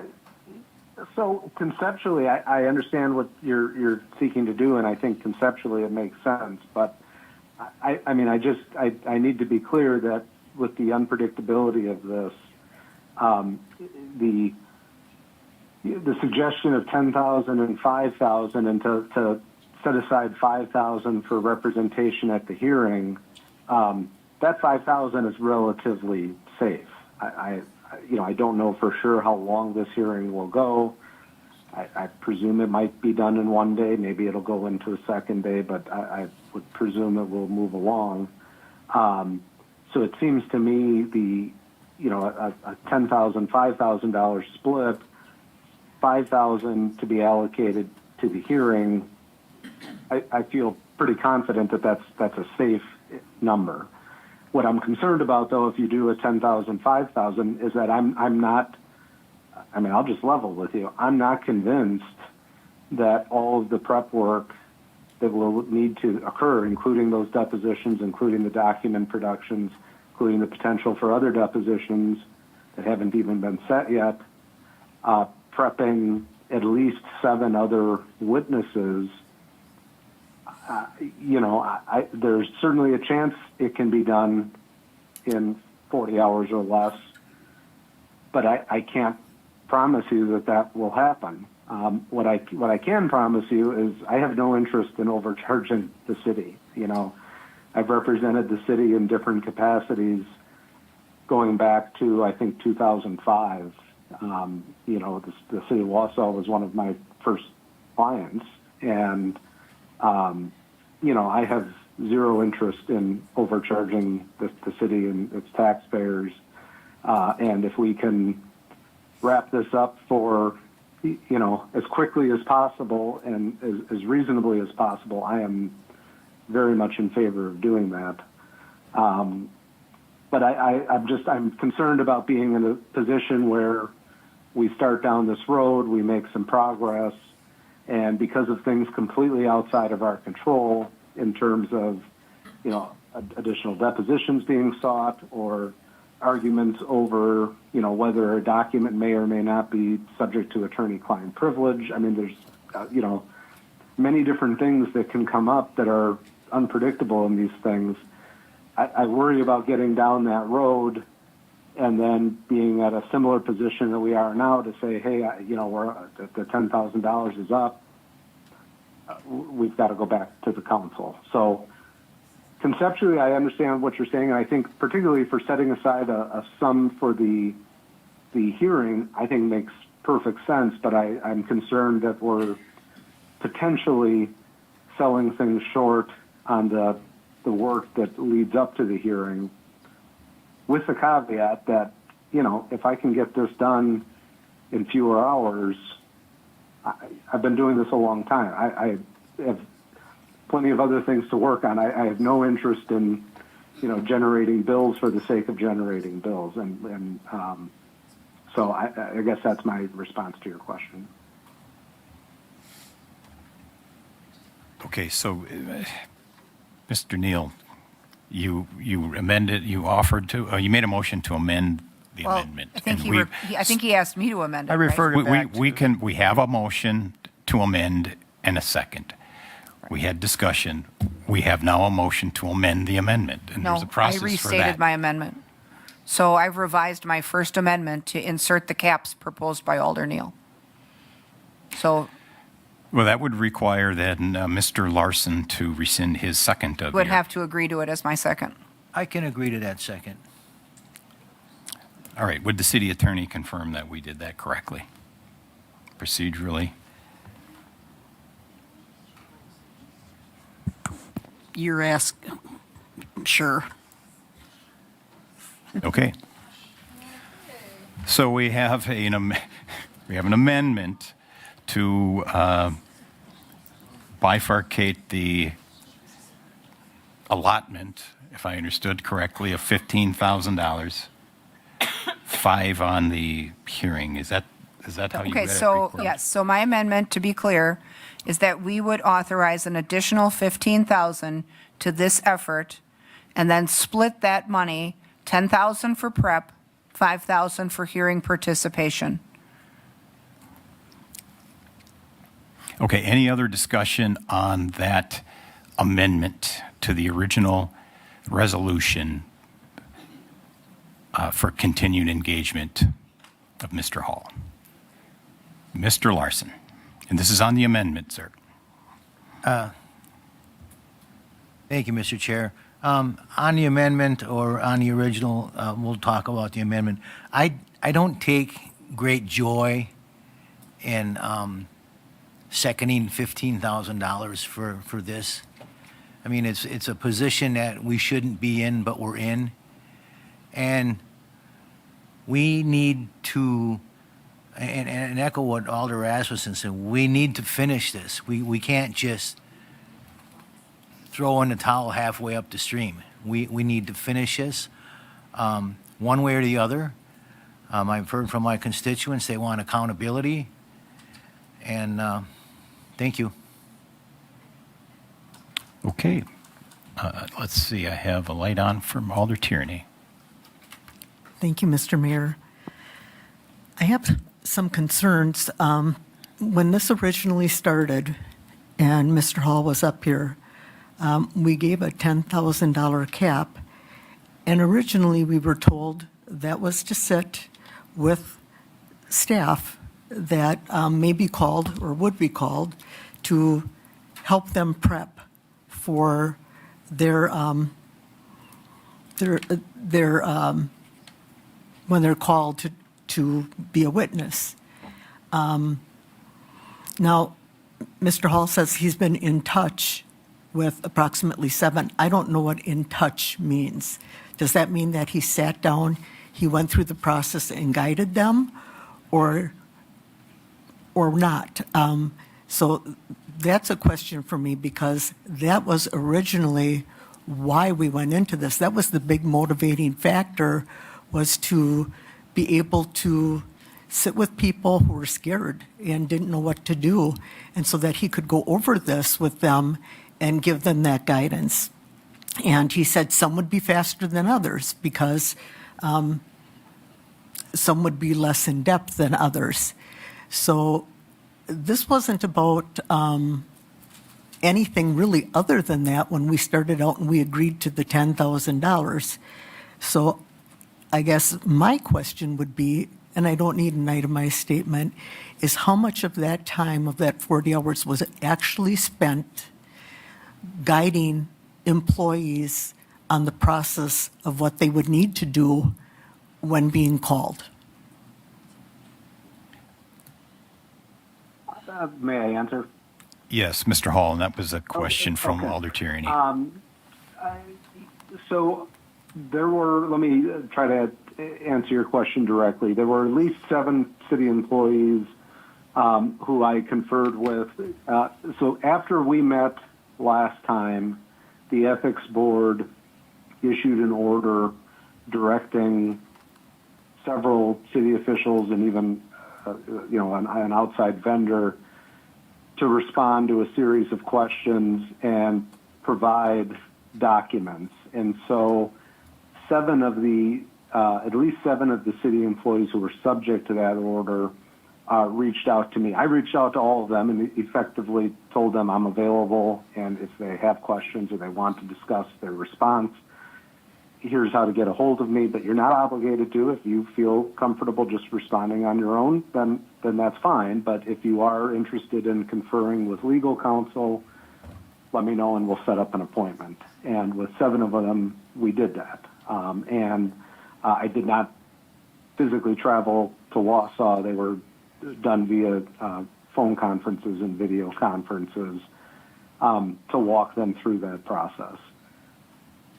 Beyond that, my prior work has involved, assisting with responding to public records requests related to this in terms of identifying documents that would be responsive to that. There was a dispute related to the depositions of 2 of the employees and the related document productions that came with those subpoenas, where in light of the ongoing criminal investigation and comments that were made by investigators encouraging employees to not be talking about what, the subject matter of the investigation, they felt uncomfortable proceeding with those depositions because it was contrary to what investigators had, told them. And so we went into motion practice related to that. And ultimately, the ethics board issued an order saying that, we understand what the DCI investigators may or may not have said, but these depositions need to go forward. And so be it. So in terms of like the total number of hours actually counseling, on the phone, video conference, I've not tallied that up, but I would surmise it's roughly half of the time was spent in that type of a capacity. And then the other capacity would have been, doing the briefing on kind of more of the legal issues involving these two depositions. Thank you for that explanation, but I do have a couple of other questions here.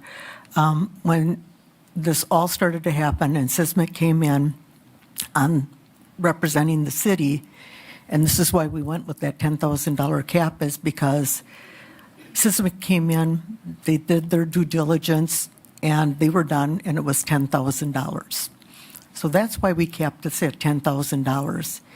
And when we had that original meeting, as I said, it was, you felt that it would be kind of a nominal fee for 4 or 5 of the people that were being called, but there would be more in-depth conversations or guidance for another 4 or 5 people. Now, I don't recall any conversations about all of this prep work. What I recall is the conversations on how you were going to meet with employees, you were going to prep them because of some of them being afraid of retaliation, some of them being afraid of the process. So all this money that's being spent on prep work, I guess I just don't understand it because that wasn't the real issue when we started this with the $10,000. Thank you.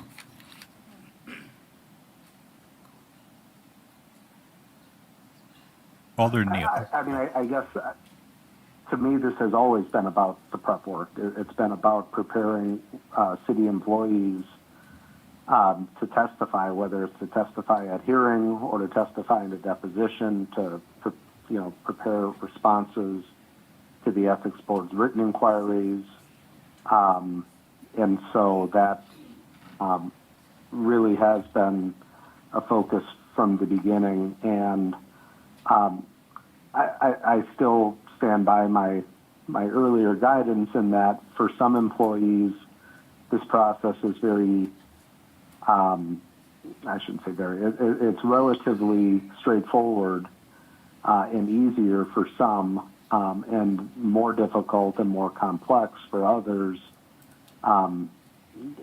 for a variety of reasons. And again, as lawyers, we talk about it, attorney-client privilege is a big one where, the privilege belongs to the city, and, attorneys always want to make sure that we're protecting that, but not everything is privileged either. And so navigating that in terms of subpoenas, document requests from the ethics board, open records requests, things like that, are important. And that, whether we call that prep work, whether we call that guidance, I don't know that I would get into the semantics of that, but that's the work that's been done, and really the work going forward looks an awful lot like that as well. I guess then I don't understand the need for an additional money if the work going forward is very much like that, because there was a dollar amount of about $30,000 given to us. So that's an additional $20,000. So I guess I do question that because I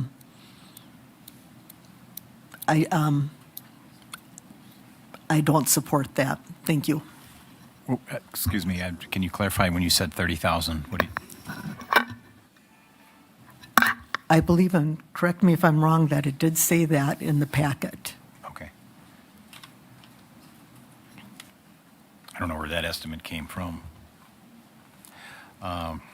Mr. Neal. Thank you again. I'm a little concerned about a comment I heard about tabulating expenditures thus far and hadn't really done it, and estimating that relatively half might have been for contact, direct contact with potential witnesses, etc. I'm retired now, but in my previous career, I was very much involved with the world of billable hours. I wasn't a lawyer, but I was billing my time in 15-minute increments along very strict guidelines about what is billable and what isn't. If I was being dumb and wasting time, that doesn't get billable. I billed for client contact. I billed for creative development. I billed for copywriting.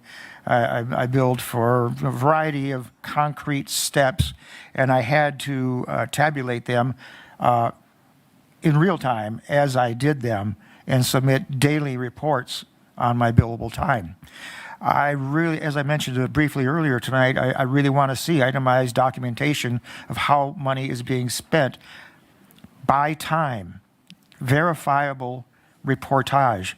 I don't like hearing something like, I think roughly half of it might have been for, contact with potential witnesses.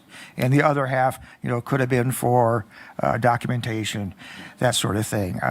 Let's get down to real itemization of billable hours, because I'd like us to be able to look at that and find, hopefully, some savings going forward. Thank you. District 3, Alder Killian. Thank you, Mr. Mayor. I agree with Alder Neal. First of all, we're putting a tremendous amount of emphasis on how we're going to move forward. I believe the hearing is going to move forward, no matter whether we allot $10,000 or $15,000 for additional attorney's fees. I believe that hearing will go forward. But I was elected to this office to represent the people, and I have had multiple people approach me personally and have tremendous concerns about the money we're spending on legal fees. I had 2 phone calls today with very strong objections about spending additional funding on attorney's fees.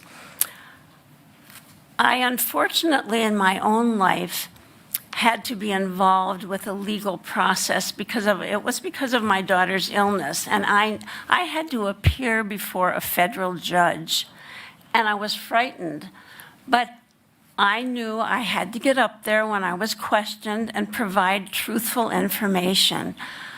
And I don't know how much prep work that takes, but I know that I believe this hearing is going to move forward, and I agree that we as a council should be seeing billable hours if we're going to be providing more money for this. And I was told that by seeing billable hours, we were asking for information that was attorney-client privilege. If that's the case, then maybe we should go into closed session to be provided that information before we say, yes, we're going to provide more money. I cannot support this at this time.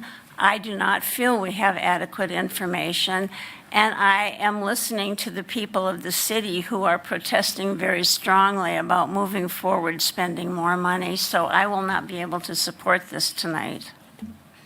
Thank you, Alder Lukens. Thank you, Mr. Mayor.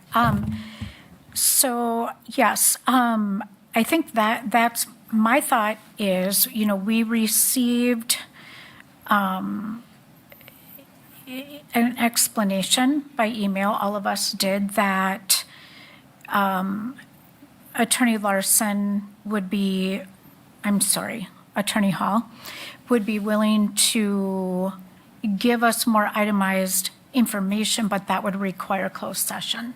So I think, to ask more, my understanding, according to the emails we've received, are that that's what we need to do, as Alder Killian just said. So I guess, I am fine with either moving into closed session tonight, or, if we need to table this and have another meeting, if council, my colleagues would like that. I also, will echo some other sentiments that I don't want to spend any more than is absolutely necessary. I used to work in law offices. And so, and this is not like a defense, it's only an explanation that we, in my experience, you can plan on a certain amount of money, but what the other side does, if other things come up, then the attorneys have to respond to that. So, again, I think that I am more than willing to go into closed session. The subject matter that this is all about, this case, I have some concerns about some things that were, some comments that were made earlier this evening. And I just want to clarify for the record, there were some public comments that had misinformation, and that it is not, this case was not brought, this ethics. Excuse me, just a second. We can maybe get to that when we get to the main motion. Right now, we're discussing the amendment. Okay. So I can't clarify right now then. Well, I think we need to get through this amendment piece, and then we can get to the main motion. Okay, You can then I'll be address able those to. I items. just want to Sure. make a clarification. Thank Sure. you. Any other comments on the amendment? We have Alder Tierney. Thank you, Mr. Mayor. And echoing Alder Neal's comments, I am currently involved in a legal situation, and my attorney sends me an itemized statement at the end of every month on what he is billing for. I wouldn't have it any other way, because my attorney is more than this attorney. And I think until we get more information in closed session, be it, I can't support the amendment. I can't support anything that requires more money until we have more information. Thank you. Thank you. Alder Rasmussen. Thank you. Are we tracking? We're not agendized for closed session for this evening, so if we feel that we're not ready to act on it, then we are going to need to table it and either have a special meeting or carry it over to our next meeting. Our next meeting, though, occurs after the posted date for the hearing, so we'll have to be cautious with that. I feel like it's going to end up being a special meeting if we're going to need to post for closed session and handle it that way. Just a procedural clarification. Thank you. Alder McElhaney. Just to clarify that, I did ask for some billing information, and I was told that it's open session and it's general. I cannot support this tonight, so I will need a closed session. I need to get some information. I am responsible for District 6, and I have heard from all sides. And I think everybody is totally kind of full up, like Alder Rasmussen said. We all get it. More than you, we all get it. But I really need to answer some questions for people, and I feel responsible to answer questions, and I don't have those answers right now. And so that's what makes me unable to vote for this tonight. I would very much appreciate if we could. I will be, available for a special meeting, but get into closed session because I have some very specific questions, and I understand that we're in open and there's a lot of generalities, but that isn't helping me tonight. Okay, thank you. Was that I can't put words in your mouth. Right now, we're on the amendment, so I think we need to vote that. Alder Lukens. You can call the question. Can I call the question? We vote on the amendment? You may call the question. And then I would motion for, okay. The question has been called. Do we have a second? Second from Henke. Anyone with their light on yet can speak, and I don't see any lights on. So this is on the amendment, and I'm going to ask the clerk to read this back so everybody hears it correctly. The motion is to limit the appointed legal counsel not to... Point of order, do we have to vote on the call to question? We'll take a vote on the calling of the question. So we have a motion and a second to call the question. I don't think we need a debate on that. All those in favor of calling the question signify by saying aye. Aye. Aye. Any opposed? Okay. Thank you, Mr. Henke. Now we can take the vote, but we need clarification on what we're voting on. So the motion is to amend item 25-0112 to limit legal counsel fees not to exceed $15,000, with reserving $5,000 for the hearing and $10,000 for prep. So just to clarify, if we pass the amendment, do we have the option to table the item as amended for a special meeting? That's a procedural thing, I guess, for the city I attorney. would defer to the city attorney on that. You can table at any point. Yeah, As far I as think I you know. could make a motion to table, but if you second it and you vote on it and you approve the amendment, then you're going to vote on the original motion, which had no dollar amount in it, which doesn't make a lot of sense. So, Well, and yes, you can that was my table it point, at is any if they point. pass the amendment, do they have the option then to table the item as amended before they take that final action? I think the answer is yes. Yes. And then still all options are available once you take it back up. Okay. Okay, so we're voting on the amendment as read by the clerk. Any questions on that? Okay, all those in favor of the amendment as read by the clerk to limit it to 15,000, split 10 and 5, signify by saying aye. Aye. Aye. Opposed? Sorry, can you raise... I'm going to need some hands here. Let's go with the ayes first. Raise your hand. Or do we want to roll call? Let's just roll call vote it. We can roll call. Okay. Lukens? No. Martins? No. Killian? No. Neal? Aye. McElhaney? No. Rasmussen? Aye. Watson? Aye. Kearney? Larson? Aye. Hanky? Aye. Aye. It's 5 to 5. Is it tied?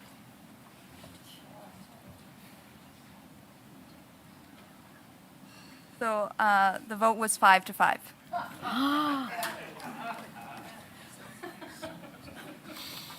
Well, this is a real pickle. I'm going to vote no. So the motion fails 5 to 6, with the mayor breaking the tie. Motion to amend. That was the motion to amend. So we are now at the main motion, which is, as you see it, to approve continued engagement of CIVIC-appointed legal counsel to represent the city and unelected officials, unelected city staff in the matter currently pending before the city's ethics board pertaining to the citizen complaint filed against Mayor Denny and related actions. We have two lights. Alder Lukens. Need a motion first, don't you? We have that. We're back on the main motion. Back on the main. That's been- So that's Larson and Alder Rasmussen second.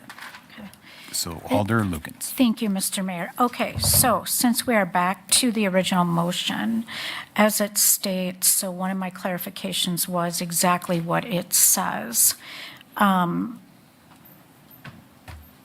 Currently, the matter currently pending before the city's ethics board pertaining to the citizen complaint filed. So just want to make really clear, it wasn't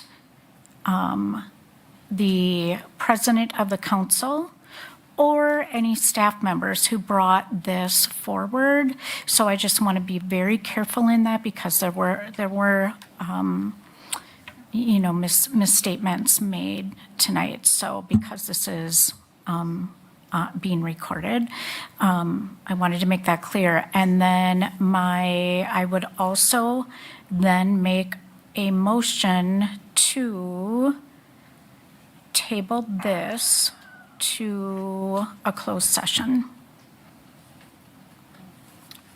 Oh, without objection, we had one other light on. Oh, I'm sorry. Okay. That's right. No, go ahead. Alder Tierney. Thank you, Mr. Mayor. Actually, I was going to make the same motion as Alder Lukens, so I will second it. Okay, so we have a motion and a second to table. Any discussion?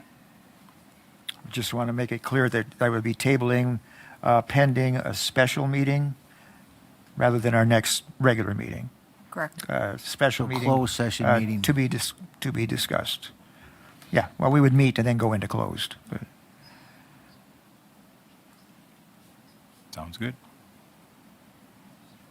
I suppose we all have to be canvassed, perhaps on email, for availabilities for the special meeting. All right, so motion and a second to table the main motions 25-0112. Signify by saying aye. Aye. Aye. Any opposed? All right, one more item tonight. Thank you. Thank you.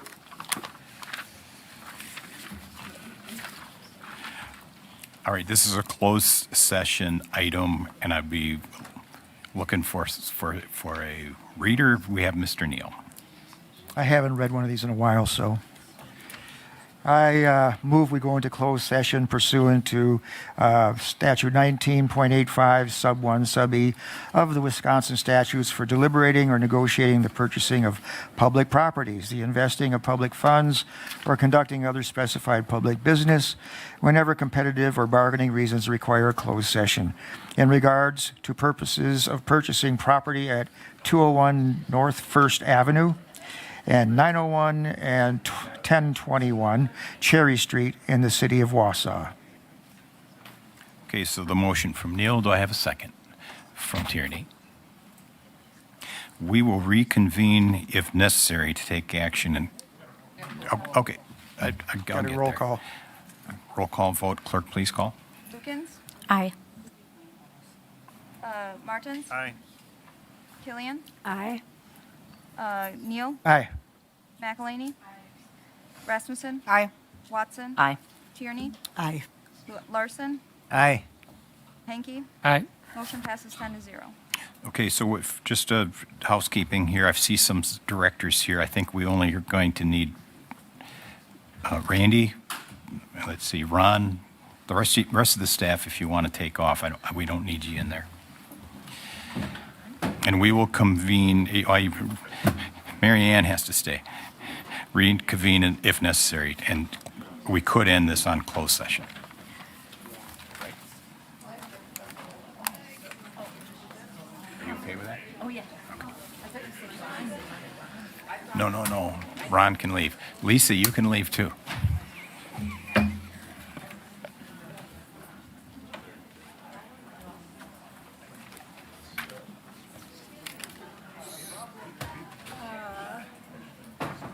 Mayor, could I ask a question? I'm sorry to interrupt.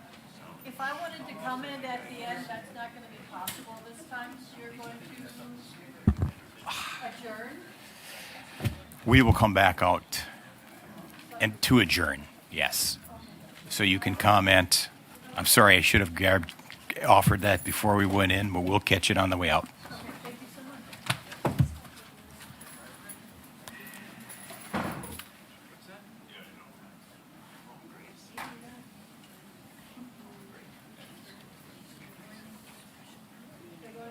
a special closed session, but they're going to come back.